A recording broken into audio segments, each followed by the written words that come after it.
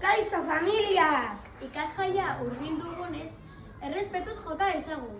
Nola? Hona hemen gure arauak.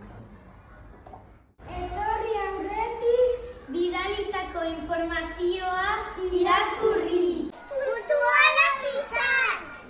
Dagokizuen sarrera errespetatu eta irtetzeko berdina erabili. Familia bakoitzetik kide bi. Agibideak errespetatu. Ezin da erabili mugikorra. Hau da, ezin da grabatu, argazki egin, ez da hartu deien. Pasilloetatik isilik ibili. Parte hartzera animatu eta ahal den neurrian euskaraz hitz egin. Senarabez gain beste ikasleengana hurbildu.